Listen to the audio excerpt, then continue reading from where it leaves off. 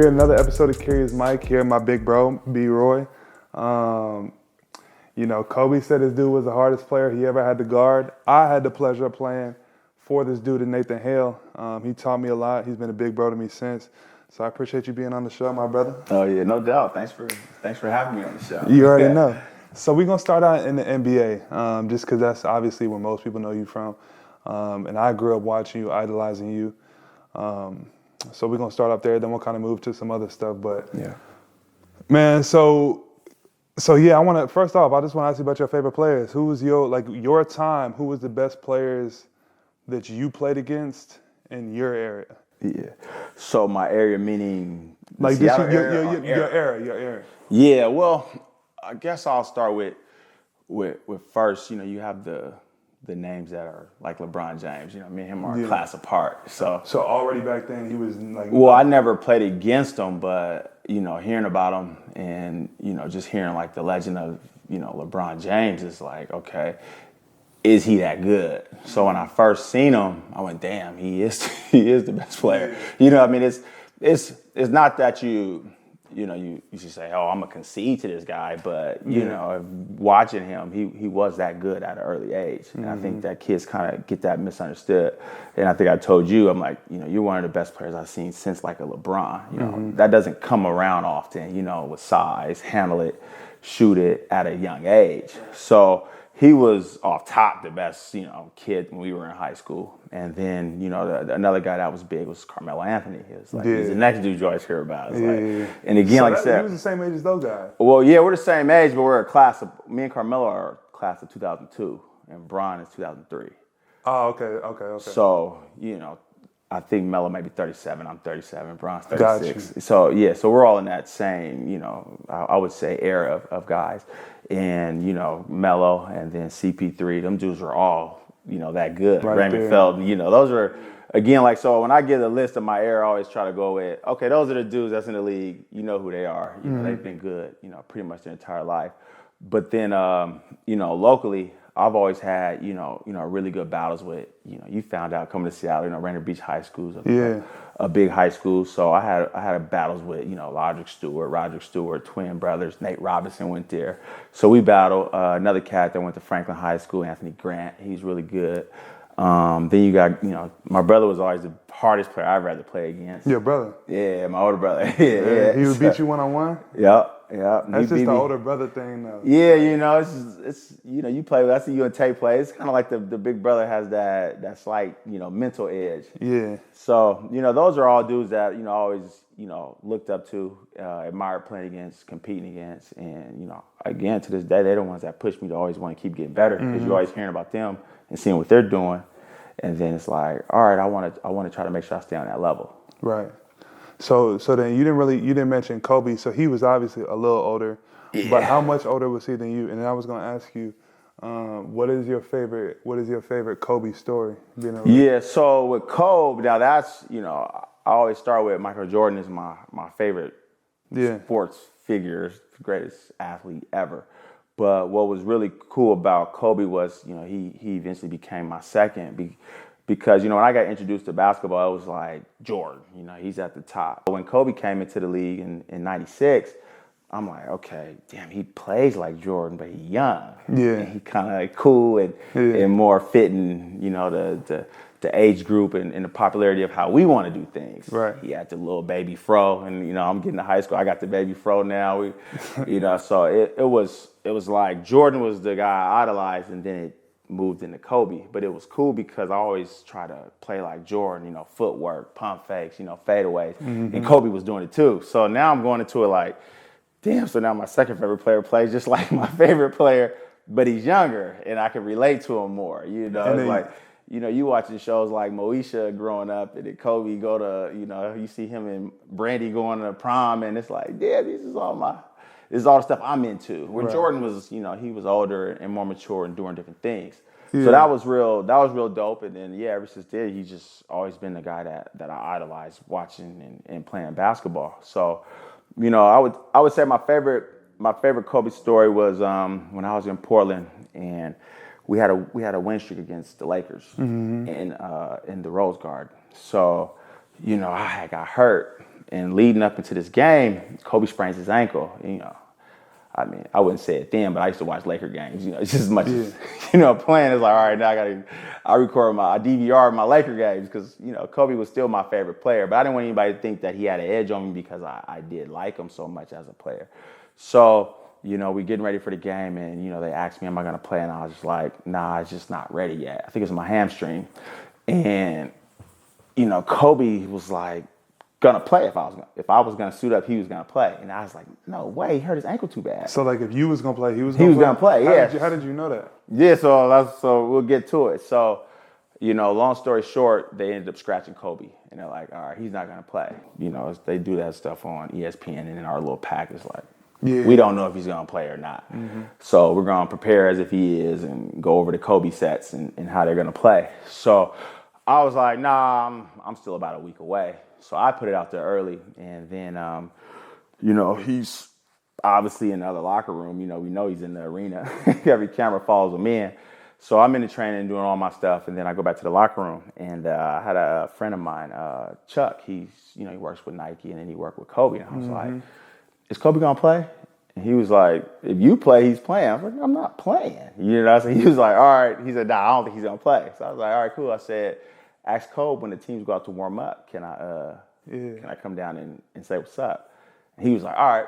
So long story short, Chuck didn't come back in the first quarter. So he came back in the second quarter. And he was like, Kobe said, yeah, come down there, but wait till the teams go out and come after halftime. Mm-hmm. So I was like, for real? So I'm getting all nervous. Like, I played against him, but we never talked during the game. He just be going at me. So I was like, for real? He was like, yeah. He said, come down, but let the teams go out. So I'm like, all right. So the teams, Nate come in, give his speech. Both teams go out. And I'm walking up the locker room. I'm like, damn, so what I'm going to say to Kobe? So I'm all nervous, and I walk all the way down the hallway. And then I get to the door, and I'm kind of listening in, and I tap to knock on the locker room door. And the trainer was like, who is it? And I peeked my head, and I was like, oh, it's B. Roy. And Kobe was laying on the table. He was fully dressed. He had his whole warm-ups on, everything. Yeah. He was laying on the table getting stretched. And the dude was doing something to his ankle. But so I'm like, oh man, I was like, Kobe. So he hops up off the table and he's like, B. Roy, come here. Yeah. And I went to dap him, and he gave me a bear hug. And I was just like, damn, this is Kobe. And then I loosened up, and he's like, how you doing, man? So I ended up sitting down, so he's laying on the table. I sit in the little locker. And man, we ended up sitting there talking and joking the whole second half of the game. For real. And that was, for me, not just because of his passing, but that was damn, I'm meeting, my idol, and I get to hang out with him, and talk. And man, I asked him everything under the sun. I was like, so how's you and Michael Jordan's relationship? Yeah. He's like, me and Mike's cool. I'm like, oh yeah, that's cool. Yeah. But most people. I always try to look at it I'm in the NBA, but I'm still a fan of it. Right. So, I asked stuff that I think my dad would. We wanted to, know how does Kobe tie his shoes? All that stuff was cool. And then I even joked, I was like, so you really was gonna play? He was like, yeah, if you was gonna play. I was like, damn, how you are dressed. How old was you at this time? Man, that was my third year in the league. So I made the All-Star game my second year, right, and we was in New Orleans, but Kobe didn't play because he had a bad thumb. And we really didn't talk much. I was in awe then of him, I mean, we had a few different things where we all did it together as a team, but, I remember, getting on a bus, and it's damn, that's Tim Duncan. You're in the West, it's there go Melo. It's all these great players. Iverson's on the team. Sure, the next year, Shaq's on the team. So it's all these dudes I idolized, but then it was okay.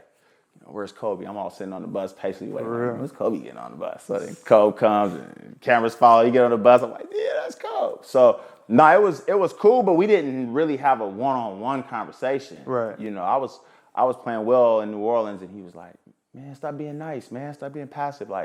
You can go be MVP. And I'm like, MVP at the All-Star game? Yeah, right. And he was telling me to do it, and I was like, man, all right, we'll see. But that was kind of the most of our interactions at that point. So then that next year, like I said, when he didn't play, that's when I was able to sit down and have, a real long conversation with him. So even all the way back then, dudes in the league, it was there was a lot of really good players, but Kobe was respected on a whole nother level than like.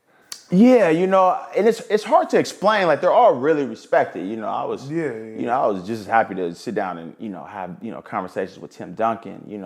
I had watched him. He was in college, just way before you guys, probably even born. But I watched those dudes because we got to build relationships with our favorite players from the college level up, and that's how we got to know them. Where you guys get idolized a little younger, more like high school.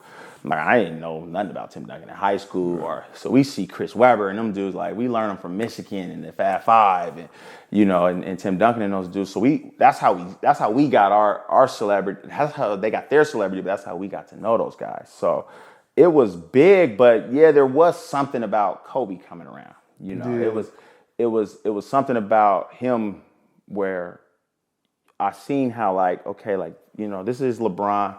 This is Melo, but they're all the same age as me, and we all looked up to the same dude. Even though they're great, and they're LeBron's MVP and a champion, and Melo's one of the top players in the world. We're all still like, but we was kids loving this dude the same way, just in different areas. And you can sense that. I think with being around a lot of young dudes, because Chris Bosh, all those guys, it's all class 2002, 3, 1, and Kobe was like that first dude to really just be.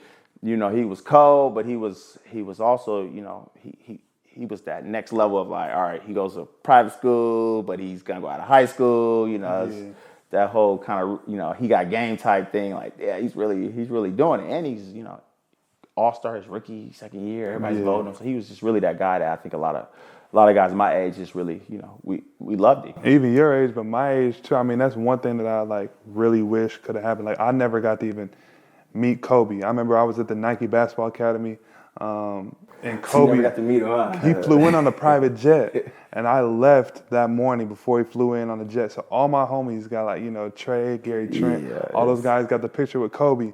I never even got to meet him. So I love asking stories about him because that was just like it was your idol. Like even younger dudes, like he spanned across generations. So even for me, that was like one of my favorite players. So you'd have liked meeting him too because I was always worried because on the court he was like he go after it. Right. So I'll tell you something that's just funny. Like when I was coming in the draft, I think the Lakers was picking like 20th, or 21st, and I knew I was gonna be a top 10 pick. And I told my agent, I'm like, man, I think I want to go to the Lakers. I want to play with Kobe. He like laughing, like, nah. I'm like, I'm serious. Like, is there anything we could do? And he was like, I mean, I'll call him. You want to work out? And I was like, yeah, I'll work out for the Lakers. So I ended up working out for the Lakers my very first workout. For real, because you want to play with Kobe. Yeah. Even though y'all was the same position. Yeah. So check it out. So we do the workout. Phil comes in there and he sits on his little Bosio ball and he's watching the workout. Craig Hodges ends up working me out. I was juiced. I'm like, Craig Hodges from the Bulls. So, I was like, man, this is crazy just being in here. So we ended up working out and, I worked out really well. I worked out, I think, with Aaron Aflalo, and we ended up going up to the back and I met with, Mitch Kupchak and Phil, and they were like, all right, so let's just get to it. Like, why are you working out for the Lakers? And I was like, man, I think me and Kobe can play together. And at that time, that's when the Lakers had, lost Shaq in the Heat. So I was like, man, I got to get my guy Kobe back on top. Man, that's crazy. And I never hadn't met him yet at that point, but I went to all the Laker games that playoff series. I was there and he made the shot against Phoenix. And, my agent's like, man, you got to play him next year, right? So you can't be sitting here, yelling and screaming. I wore my Kobe jersey. I was like, I'm gonna play him if I have to. I might be a Laker. You don't know. It hurt a lot to hear that he had passed because he meant a lot, just to me and just basketball. Period. Man, I remember when that happened. I was sitting in the locker room. We got about to play a game. They canceled it, and I couldn't believe it. Yeah. But so like when that quote came out where Kobe, they interviewed him and they was like, "Who's the best player you got to guard?" And they said, be like Brandon Roy. Do you remember when that was and like what year? Do you remember what year that was for you? Yeah, that would have been my third year. I think we was playing Houston in the playoffs. And I was happy because I was like, Dad, Kobe said that. But also I'm like, man, you putting the bullseye on my back with Ron Artest. So, But Ron Artest said it too, though. Yeah, but I didn't take it like in a bad way. I took it like that's big time. And Portland's in a smaller market, so when somebody like Kobe said that, you kind of got to look up like, is Brandon Roy really that good? Like, why are these dudes saying that about him? And I took it like, I'm gonna make sure I try to live up to that. Right. But it is a situation where I'm not a big media guy to where I do a lot of media stuff and a lot of promotion. So I remember going back east, and the media was like, well, New York fans don't really know who you are, and but a lot of players speak highly of you, and I was like, that's fine with me because I'm not really going after as long as when I step between the lines, a guy respects me or approves of me, then that's all that really matters. But yeah, no, that was like the icing on the cake, for Kobe. It's not often that, I don't care in what profession that you're in, that the guy you idol that is at the highest level in the sport gives you that kind of a compliment.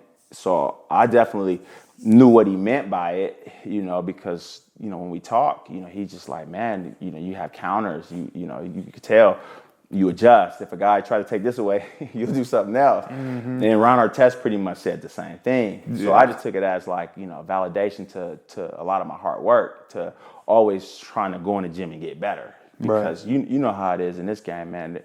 Dudes are smart. There's a lot of smart players. There's a lot of smart coaches.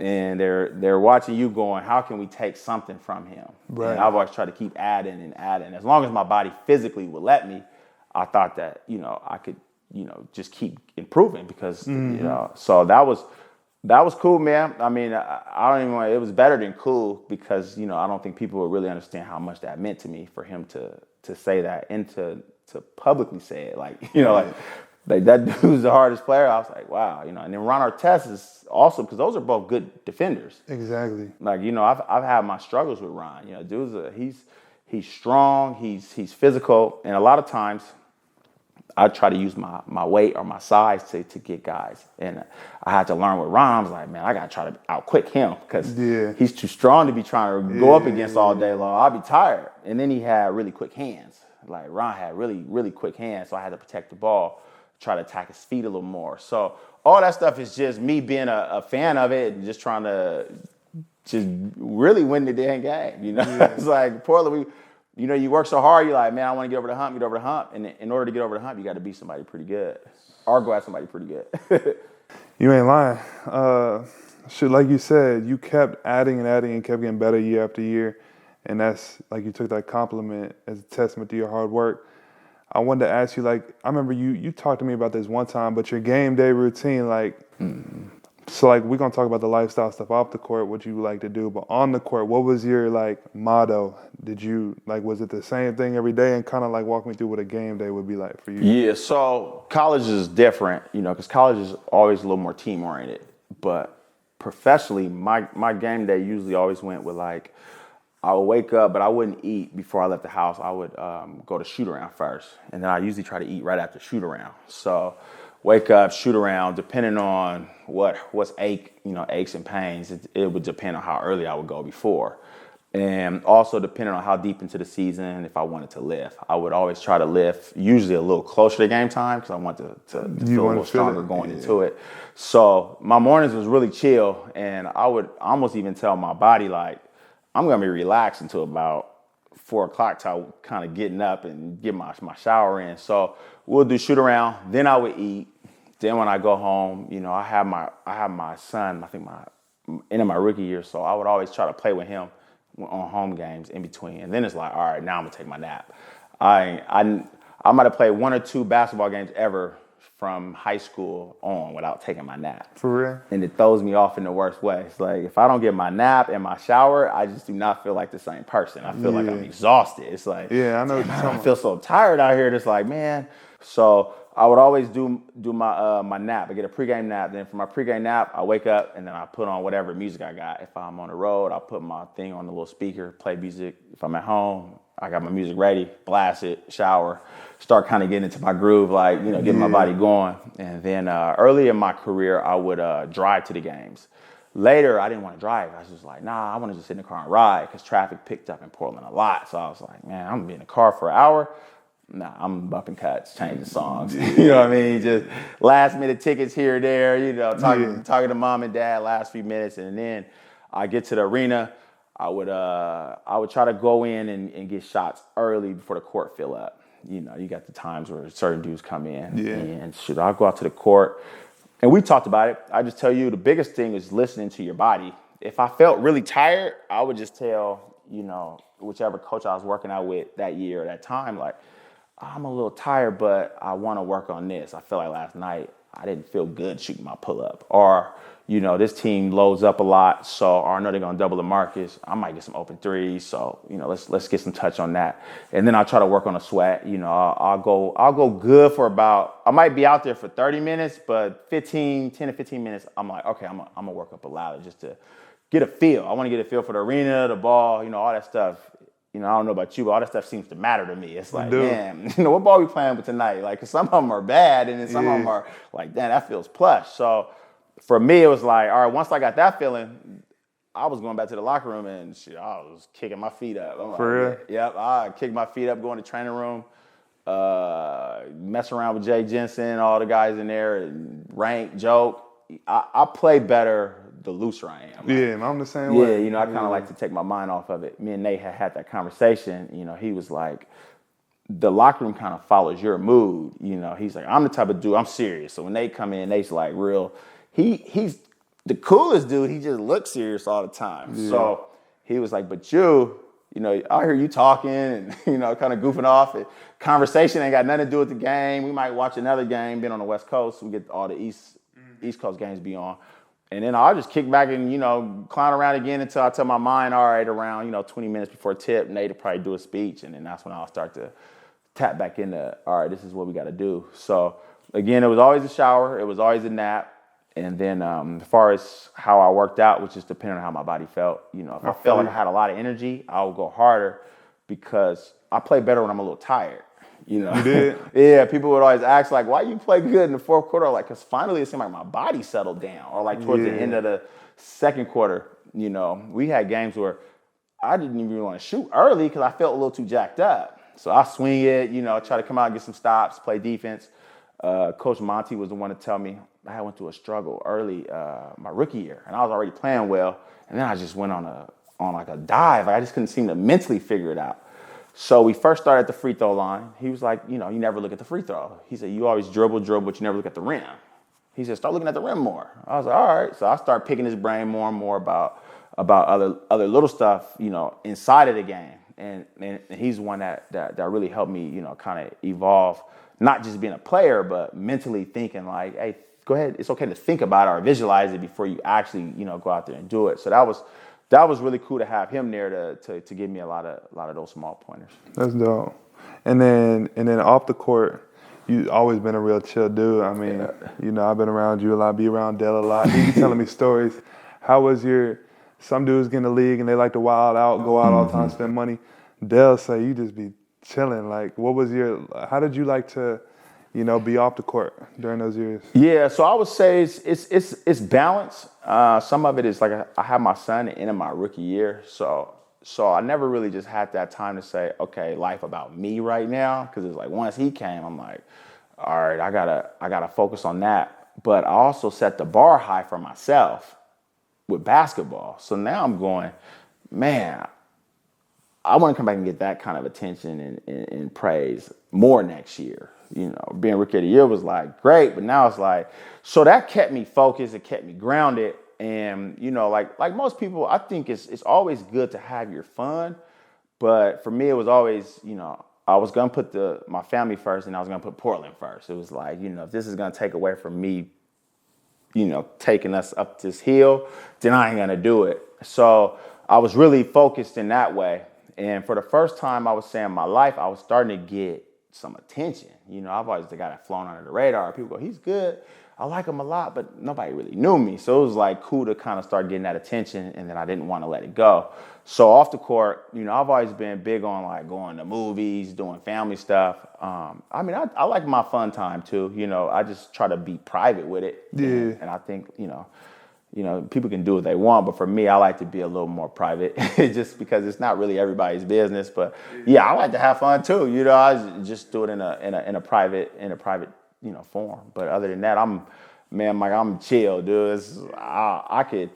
I think I was watching one of your episodes. You said you could just go away for a year and just get off everything. I'm like, man, I can really do that. Hard part for it now is, and you'll see is your kids got stuff going. Yeah, it's like, so I'm like, if I go run away and disappear, I'll be happy. But it's like, damn, I gotta go back to first day of school. Oh, damn, my kid got a game. So it really becomes impossible to do it. So you got to learn how to do it in spurts. And that's how I learned how to do it. It's just always taking my time. And, never feeling rushed for it. So, and then when it's stuff I got to do for the kids, I gotta, of course, always just be a father for them. But I'm chill, man. I could disappear. I'm fine with nobody, mentioning me. I'm the same way as you, bro. Yeah, nothing wrong with it. Man, one time we talked about, I want to bring this up, Greg Oden, because I seen a video on Instagram, and it was just a video of him. I don't know if you've seen him walking around, and like an old lady just asked him, "Did you used to play basketball?" And it was like, he said, "I used to." And he was just like, you could just see how sad he was. Yeah, I seen that. But me and you have talked about Greg Oden and how good and dominant he actually was. Like, even in the practices with you. And he was obviously one of the best players. So talk about that dude for a little bit. Yeah, man, Greg, no, I'm glad you even asked me about him. Like you said, I always speak about him, but, never, with much of an audience. So no, that's cool of you to even think about him. But you were a reason why I did think of him, because when I got to the Blazers, Greg came in a year after I did, and man, I remember I had just won Rookie of the Year, and I think it was Kevin Pritchard was like, "Man, you want to do the draft lottery?" And I was like, "No," because he knows I don't like to fly and travel, especially my off season. He's like, "Nah, I ain't asking this time. You gotta do it. Come on, B. You gotta be our good luck charm." And I'm like, man, all right, but I'm fly there and I'm gonna fly right back. He's like, all right, done. So I ended up going out there, and we knew who it was. It was like, if you're number 1 or 2, you're gonna take Durant or Oden. So, but we were gonna be like 7. So I was thinking like, all right, whatever. Man, and I get there and we ended up getting the number 1 pick. And I was like, oh man, I am the good luck charm. So I joke around, and to this day I still got the jersey that they gave that day where Blazers number 1 pick. I don't know if they know that, but I kept that. So I was going through some stuff the other day, and I had seen it. But we get the number 1 pick, and people are asking all these questions. But before I went on, our media person was like, don't tell anybody who we're picking or if we're leaning. I'm like, yes. So I give the whole, what'd you call it, public answer or whatever they call it. So I ended up getting back to Portland, and I'm thinking like, well, who are we gonna take? Because everybody texting, it ain't social media. Everybody's like, well, who are you gonna take, Kevin Durant or Greg Oden? And everything that I'm gonna say about Greg Oden is not taking anything away from Kevin Durant. Kevin Durant is, again, he's on that level of guys where my favorites are Jordan, Kobe, and Kevin Durant. He's in that conversation. So. But Greg Oden, man, when I seen him, and you gotta remember, this is a different NBA now. You still post up, you still play with the big. So, long story short, we end up drafting Greg, and we're having these workouts, and we're doing like football stuff, and we're out in the field, and man, we was doing 100-yard down and backs, and Greg and LaMarcus are like, they're winning, and these dudes are the tallest players on the team. Like he could run. And then when we got in the open gym, whoever's team Greg was on was gonna win. Because you know how it is. Like, man, we're all good, but it comes down to those couple plays here and there. And Greg could defend better than just about anybody. And then he can get offensive rebounds. He kept every ball alive. So I was like, man. And I remember I called my dad. He was like, how good is he? I was like, we could win a championship. Like, for the first time in my life, playing with him, I was like, we could win a championship. He was that good. Like, and I'm not saying we could win like that year, but having him on the team, we had everything we needed to win a championship, because he filled a lot of those holes. And I was like, man, he was that good. I mean, once he got comfortable in games, I was telling Nate, I'm like, I don't know. I'm kind of bored because Greg does so much. Even defensively, I'm guarding dudes, and our help defense don't have to really help because he helps everything. So I started like learning. Like, okay, so I'm gonna leak out. I started getting more transition stuff because I'm like, well, Greg's gonna get the board. Yeah. And offensively, he gets tips. He just tips. He doesn't matter. He's pushing dudes, just tipping the ball, keeping plays alive. We got second chance points. And I was like, man, he made the game so damn easy. And me and LaMarcus had to figure out how to play with him because, even when you get post touches, man, they're doubling, so we're more open, and we're not used to being open. We're used to like having to, carry the load to win games. And now we're winning games more comfortably. So, no, he was a special player, and I hate when people try to say stuff, a bust. He was injured, but if he was never injured, there's no in hell he was a bust. Yeah. He had a Hall of Fame talent. I mean, that kid was good. He could shoot free throws with his left hand. He shooting with his right. He had everything, and I just wish the world really would have got a chance to see that. He was that good. He was that good, and he was an even better person. Man, he'd love to be his teammate. Cool as a fan, man. Best dude. I'm telling you, man. We were in Vegas. I went to Summer League, and like I said, I had just won Rookie of the Year. I played really well, and man, we were all down there playing the little dollar slots, clowning around, and people were coming up to us. Man, Greg came down to the lobby. Man, it was mayhem. People were going. I was like, we have to leave. Security was like, man, we're just gonna take you guys back to your rooms because people just went that crazy. And I was like, damn, he's that big. So it was real special to see Greg again. Kevin Durant has blossomed to he's one of the best players to ever play the game. And Greg Oden was right there with him. They were, again, like I said, even then it was no who's better. It was just, they're both going to be great players. It's just a matter of what's gonna or who you're gonna take. That's what made it like, man, I just hate that the world couldn't see, him at that Kevin Durant level because they would probably still be rivaling each other. You know what I mean, going at it because he could protect that basket. Kevin Durant stretched the court. So I thought they had that kind of vibe. Greg actually, I don't know if y'all had to do the rookie transitions back in the day. Yeah, heck yeah, we did. Man, so when I did mine, Greg came down there and he gave his whole, I think it was the first year he did it. He did a whole speech, and that's when I really I think I hollered at him after it. Just, man, I connect to that because I got injured. I didn't know at the time if I was ever going to be the same. I wasn't playing at that time. And he was saying kind of when he was talking to the whole group, like about what happened after that. Like he got hurt, and then eventually he's out the league. And like the toll that took on him, he talked about, man, he was in a down place. Like I think he said he went to the woods, was just drinking too much, like every day. Like you can tell he was depressed. Yeah, and that obviously was a lot. And like even for you went through these injuries. People talk about you could have been an all-time great. Does any of that stuff ever like weigh on you the same way? And do you ever think about kind of like what could have been, or are you completely past all that? I would say compared to you and Greg, the way I look at it was I was able to get the early years. So, when it did come to that decision of saying like, this is just getting too painful to keep trying to rehab and play through.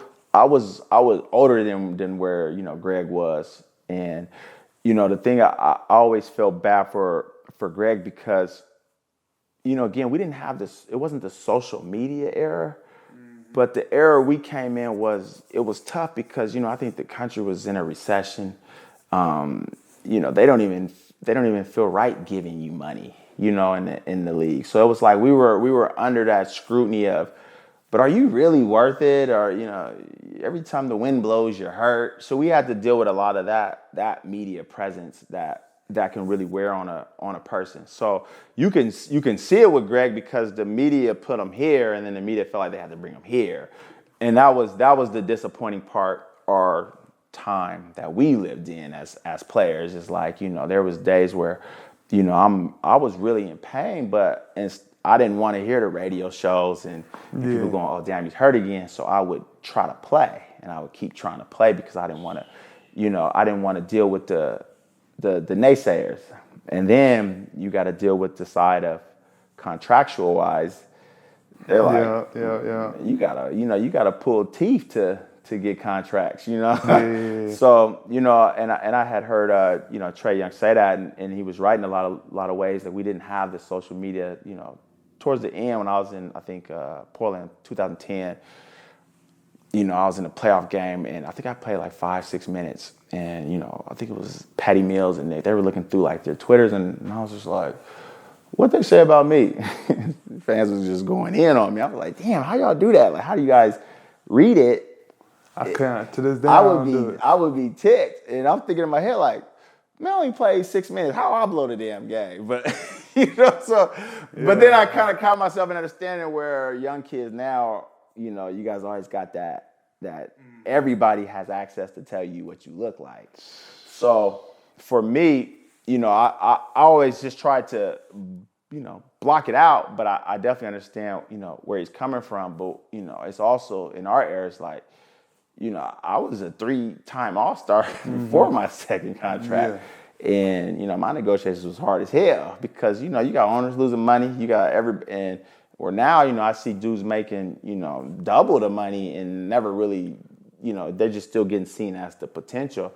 And every era going to argue about which is harder, which is tougher. I just try to get advice to, master your time. Don't worry about what our era was talking about, because I'm sure I didn't go through as much as what guys did in the 90s. I just have a lot of appreciation for what they went through. Yeah. So we was able to get more, and then the next generation gets more. So that's how I just always pay it forward because there'll be something the next generation to go through that you guys don't. Exactly. Try to explain to them what they're not seeing. Yeah. So it's never about looking backwards, it's always looking forward. But that was just kind of a, what Greg had to go through in our generation. It's like, then you can see the pressure from the general managers and coaches. It's like, well, we got to stick with them. We got to stick with them. And Greg felt that, insecurity of maybe if they wanted to or did they have to because we took them one. And then you got Kevin Durant becoming one of the best players in the world. So he always had to deal with that. So I always felt bad for him because he was a good dude. If he was a jerk, I think you wouldn't care, but he was a really good dude. So I was again, so I was happy you asked that. He was on his way to being an All-NBA player. That's dope. So more as advice for like younger dudes, but going through everything you went through, what would you have done different as far as like listening to your body before all the injuries? Like what, if you could go back, like what would you do different than you did? Yeah, I mean, of course I would listen to my body. I try to tell people, because of our, what do they call it, error, we had to play through some stuff. It was like we couldn't just say, look, I'm just gonna take this time and get my body right. Yeah. You weren't gonna get the money you wanted either. So, in order to change like that part of it, we would have to change a lot of things. But I would say that the one thing that I would have changed was how I prepared. I always wanted to go and prepare as far as play basketball. And I would have put more time into, what I think, a lot of younger guys do really well, like yourself, is you guys put a lot of time into your bodies, as in, sometimes you go to the gym and you don't hoop yet. You just do a lot of stretching, lifting.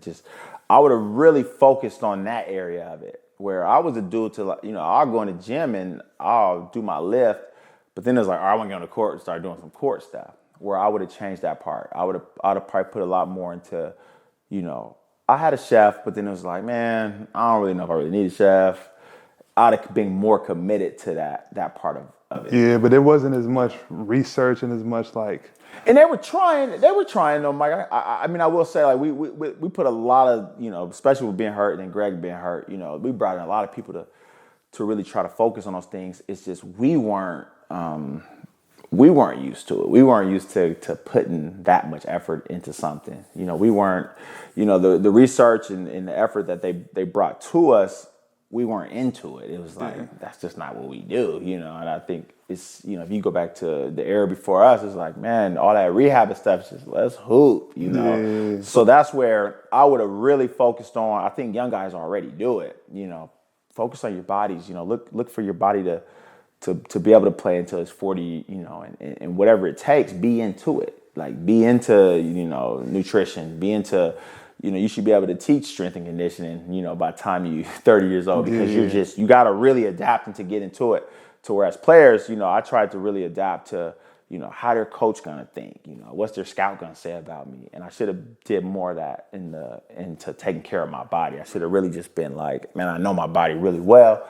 I'm eating better, more consistently, just really buying into the taking care of, what's gonna, provide for me. So I wish I would have did that better, and not do it better. I wish I'd have been more into it. And I think that would have gave me, more years in coming into the league, being into that. Right. My summers was like, all right, cool, we're gonna hoop, we're gonna work out. I didn't really lift a lot during the summers, and then I started to do it once I had more injuries. I started to try to catch up, but by then it's sometimes it just feels like it's too late. So I wish I'd have came in a little bit more ahead of the curve and taking care of my body. That makes sense. Yeah, I definitely think it's more of an emphasis now. A lot of it is because of the guys that careers got cut short. Yeah. But man, off the court, like off of the NBA stuff, the last few years, you obviously coached me for that year, Nathan Hale. You've coached Garfield a couple times. You've coached 3 years, 3 state championships. But like now, what does life look like for you, and what are you really up to these days? Yeah, well, I'll first say, thanks to you, basketball's coach has been good. I think it's no secret, that team that we had, helped, my coaching. So, when I first like, okay, do I want to coach? I kind of avoided it for years. I wanted to be around basketball. So I'm like, man, I think I want to coach. I finally just said, all right, Brandon, you're going to have to get out your comfort zone, and you can't be a player forever, but there's nothing wrong with being a coach. So I had talked to Coach Romar. I picked his brain about a lot of stuff. And the one thing I want to know is, does it feel as good being a coach as it does a player in good games? And he understood what I was trying to ask. He's like, man, when I play and I go home after I played and we did good, it's like, yeah. I'm like, do you feel good like that as a coach? Because what did he say? Play. And he said, no, it's not like that, but it's close. And he said, do you understand that? I was like, yeah. He said, it's close. So coaching you was cool because, when you play in the NBA, you're around talented players. So it's like, man, I got to go to high school. I got to what I want to say, dummy it down. But the players aren't as good. But when I seen you, I'm like, oh, this is like coaching a pro. So I was happy about that. But I was also happy at the same time because I felt like I was back being around basketball again. So to coach, you guys that year, it was cool because it's like I didn't have the experience, but I had the player. So it helped me where I wasn't as prepared. You were over prepared being good. So that was like, that was a blessing for me. And, even Coach Romar said, you got to enjoy it now because everybody ain't going to be as good as Mike year after year. You got to have to, lower your expectations. And not to say that the kids, there's only one number one player in the nation every year, so everybody ain't going to get that. And for me to have it my first year, I still found the joy in coaching kids that weren't the number one player, but it's just the difference that goes with it. So coaching it's been fun. It's been fulfilling. The one thing I will say is, and Coach Romar came to the game when we were in Portland and we beat Sierra Kane for the championship. Mm-hmm. And I remember dapping him up after the game on the court, and I was like, I feel like I played today. Man, we was hyped. I was like, I got to be real with you. It felt like I played. So then I got the understanding of, when me and him had moments, coach-player moment, and I was like, damn, coach is juice, I seen that. I felt it. I was like, damn, I really went back. It was like laying in bed, like thinking about the game, like I played. We were so lit. So that was the moment that I knew, like, okay, coaching is fun. It gives you that competitiveness. You preparing before the game, you can't sleep, thinking about this, thinking about that. So it gave me all that competitiveness I needed back. And I also felt like, the wins were like, I felt good. Like, yeah, that was crazy. We won that one. That was dope. Even when we were in, where was it? We played Oak Hill in and I think we was in Boston? That was Boston, yeah. And after the game, I think I told you guys, I was just like, man, we're gonna be the number one team in the nation on Monday. USA Today, like that's bro, when they talk about arguably the best teams ever, they put Nathan Hale in there. That's crazy to me, but we were a part of it. And I think that's the part that you gotta always take with you. And I told PJ this is like, man, don't don't let people erase, your history. It's always good to be proud and think about stuff you did that was cool. And there's nothing wrong with it. So, but I remember being in the locker room after we won that one, was like, damn, we really doing it. And that's something I dreamed of as a player, but never accomplished it. But now as a coach, it's like, it feels like I'm right there with you guys, and I felt like a player. So, anybody that, and I try to tell guys that can't play no more injuries, it's like, man, coaching is not a bad way to go. Like, you get into it. It's fun, and it's another way to be able to be a part of the hoop, which we love, but it's just in a different way. It's just more strategy. Man, I tell people all the time, I told this to my AU team, and I tell this to like the young dudes or the coaches that were going to coach my AU team. Like, I tell them about how you coached me. Like, it wasn't, man, there was no pressure. You said, man, go out there, be you. It was ultimate, the way your coaching was ultimate confidence. It wasn't like, some coaches got all these little things you got to follow, which isn't a bad thing, but your approach was confidence. And that's why we were the number one team in the country, because we just went out there and hooped. And obviously we had to get along off the court. Mm-hmm. But, man, the way you coached me, like, the jump I took from my junior year to my senior year was the biggest jump I took, and it was large part to you. I mean, we'd be in the gym, I'm working on my footwork with you. Obviously, that helped. But like the way that you coached me, it took my game to the next level. But that's what I thought. It just worked. I don't know how we meet at that point, but I always looked at it like, man, he's really good. So I never wanted to make it confusing. It was like, whatever you wake up in the morning and figure out, you can do it. So I never want to step on your toes in that way. So I said, well, what's the best way I can help, Mike? First was make sure you're confident. If you're confident, then the team's going to do fine. And then the next thing was just not guys around you be complacent to go, oh, we're just going to, So I'm like, oh, God, I got to kick this guy's butt. Or I got to kick this guy's butt. Or in practice, it's more like, Mike, let's split it up. But these guys need a little more work. Because, in harder games, you're gonna need them more than, maybe, 90% of the games. You can't win by yourself, but to win championships, you're gonna need, these guys around. So no, I just wanted to give you confidence. I always told, like when I always talk to my parents, no matter what I do, it's like mom and dad are always gonna be, rocks, because that's who I sat with as kids and bounced stuff off. And my mom had told me, she said, you don't have a big ego, so you'll be okay as a coach, because exactly that's what it was. And and I was, when I talk to you and other people or the players, it's just the same thing. It's like, I don't feel like I gotta put my stamp on it. It's like, nah, if we win, that is the stamp. So with you, it's more like, I don't need to prove to nobody that we're winning, you know what I mean? So I didn't feel like I had a personal thing to prove to anyone on, like, but let me show I can draw this up, or let me show you that my scheme is working, or because I never looked at it was about me, it was about the team. So, and each year is different. Like, I can't play, this upcoming season like I did when we had you. I got to go cater to their strengths. So my biggest thing was just to try to cater to your strength, and then I think the rest filled in. You and Tay being brothers helped, because him being the second best player, you guys already had your chemistry. Yeah. So he was like, yeah, Mike's the guy, and I'm right there with him. I'm riding with him. So I didn't have to worry about my two best players having a problem, because my two best players are brothers that you guys just had, you guys had chemistry, great chemistry.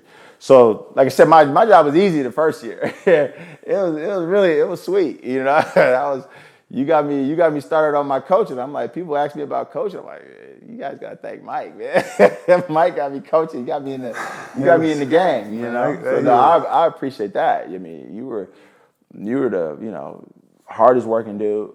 I tell the kids that I coached after you, I said, I had a player who was the number one player in the country.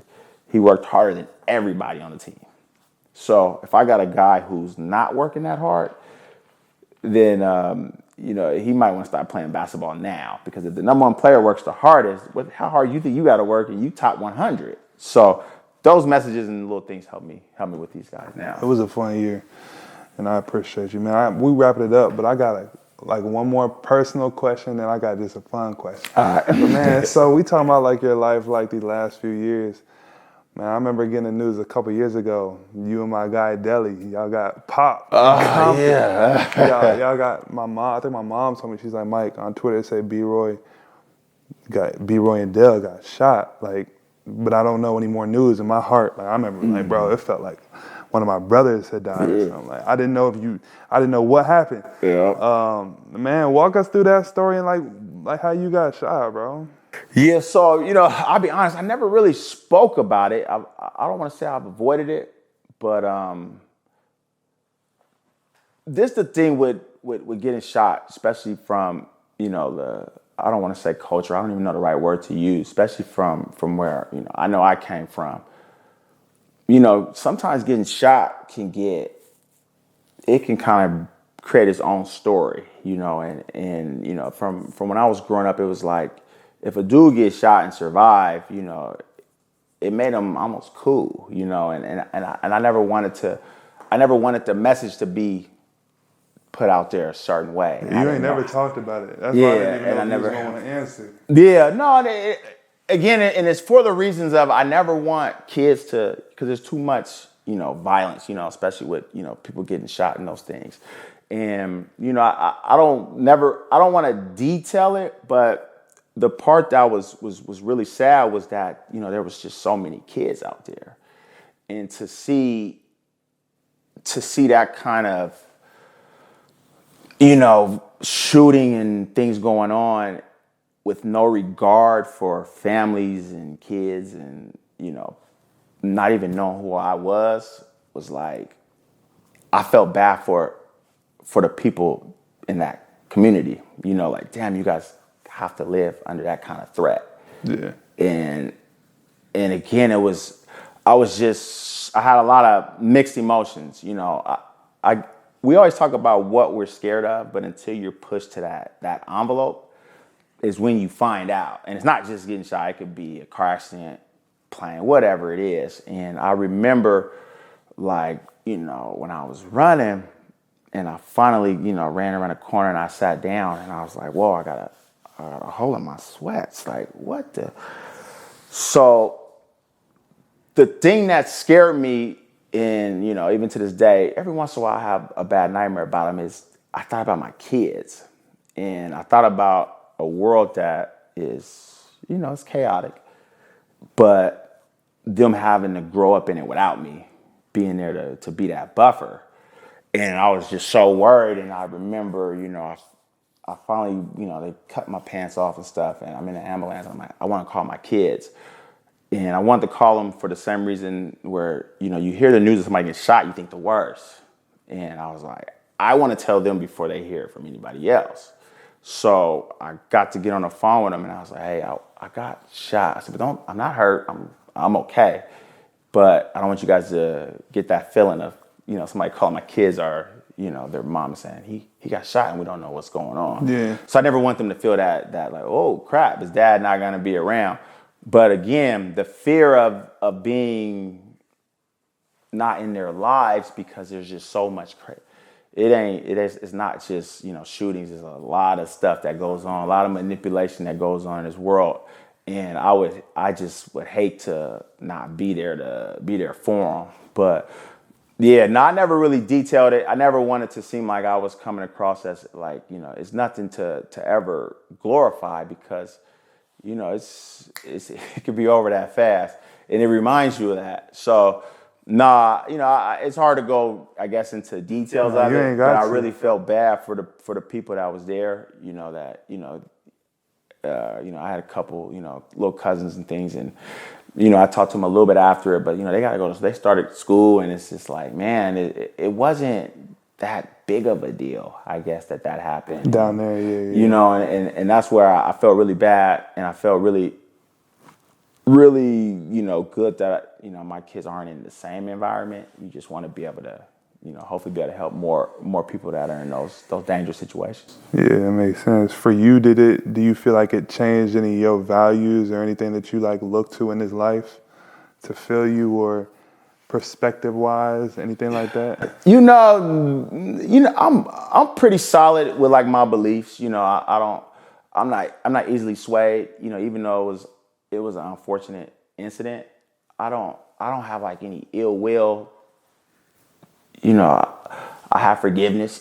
You know, for me, it's like, you know, they couldn't have, whoever did it couldn't have possibly known, because I didn't have any problems with anybody. So it's just like, you know, I'd rather forgive and hope that a person can see that I forgive them for something for almost taking my life, and hopefully they can be better people going forward. Like, you know, hopefully it ain't about a person getting caught. It's just hopefully a person changing, really, and never doing that again. You know what I mean? And hopefully talking somebody else out of doing that.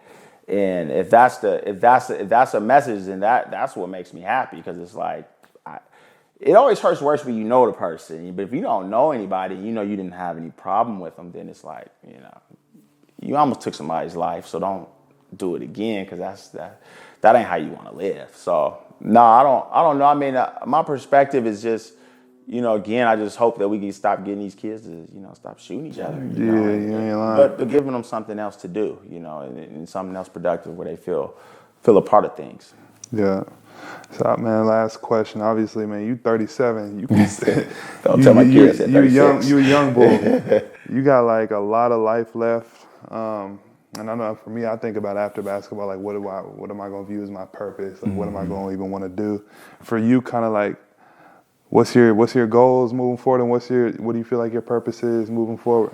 Yeah, I would say my goals now. My son's gonna go to high school, so it's number one is my kids, like just seeing their progression. You know, now I'm, you know, seeing him into that high school realm. I really want to get in the gym with him and work with him, and hopefully, I guess some of that push them to reach their goals. You know, my parents did a lot of sacrifices so, you know, I could reach mine, and I want to be able to do the same for them. As far as, you know, just, you know, my parents are great, and I want to be great to my kids. I still want to, you know, I want to coach. I love being a part of coaching. I'm not sure, you know, I think I want to get more involved in, you know, maybe team building. I've always been, you know, really big on personnel fits. Yeah. I'm not sure where that lies. You know, I do like coaching, but I don't know if I'm more of a, you know, helping, you know, evaluate talent, you know, helping evaluate, you know, personnel, you know, what guys fit, chemistry, you know, all that type of stuff. But, you know, other than that, man, my faith is always, you know, it's always in Christ. So, you know, at the end of the day, that's where it's always going to lie. You know, if I'm good there, I feel like I'm good anywhere. So, you know, I know it sounds, you know, a lot of people think it just sounds cliche, but if you feel like you're right there, then, you know, all the other stuff in the world will take care of itself. You ain't lying. That's dope. Well, man, listen, I appreciate you being on here. I feel like you shared a lot of wisdom, a lot about you and where you at. I know a lot of people be wondering where you are, because you don't really do no interviews. I'm going to come out a little bit. So you don't never come outside, but appreciate you, my guy. No doubt, man. Thanks for having me. You already know. I got to come out with you, you know, and do an interview. That was cool. For sure. Yes, sir.